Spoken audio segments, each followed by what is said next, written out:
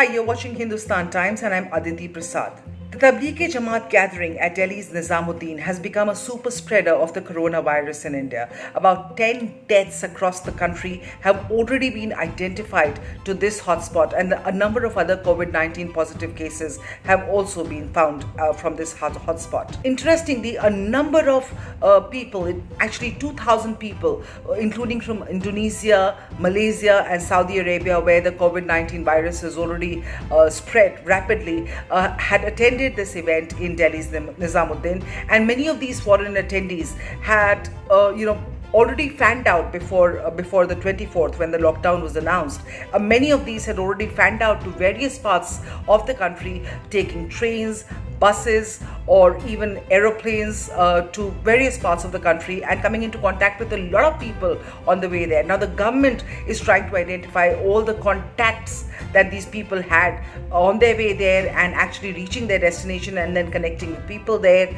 All the contacts that these people had, the government is finding it challenging now to identify all these people, but the work is in progress. Now, a lot of blame game has been going around all this while about why the city administration allowed this gathering to take place, about why these people gathered there in the first place, despite Chief Minister Arvind Kejriwal having, banned all religious gatherings and social gatherings above 200 people. But all that is for later. Let's not get into that right now.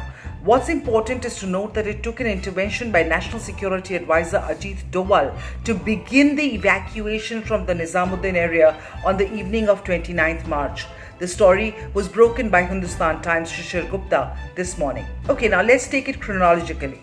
On 21st March, there were about 1746 persons staying in Hazrat Nizamuddin Markaz.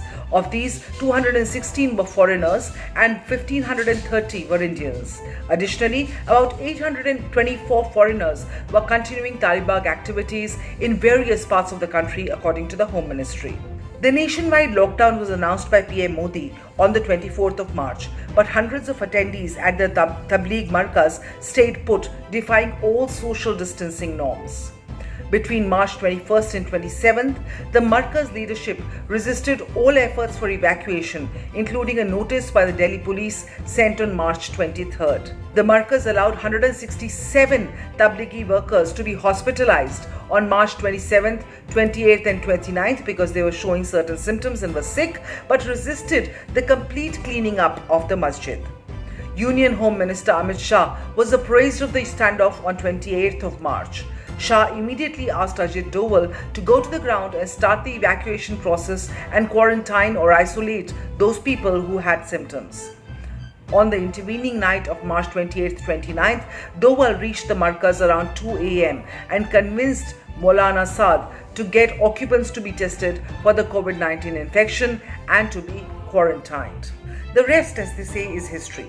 While a thorough probe is of course needed into the entire sequence of events, the fact remains that both the organizers of the event as well as the local administration, which allowed such an event to take place in the first place, displayed highly irresponsible behavior in the face of this shadow enemy that is upon us. While as many as 3,400 attendees had attended the Markaz, some 824 foreigners had already dispersed across states for various Tabligh activities much before the March 24th lockdown announced by the Prime Minister. The Home Ministry had of course earlier reached out to all state police personnel for identifying these foreigners and medically screening and quarantining them. In the latest, the Home Ministry has even asked each of these states to initiate action against these foreigners who are spread out in various states, to initiate action against them for violating their visa condition and also the organizers of this event. We'll keep coming back to you with more. Keep watching HindustanTimes.com.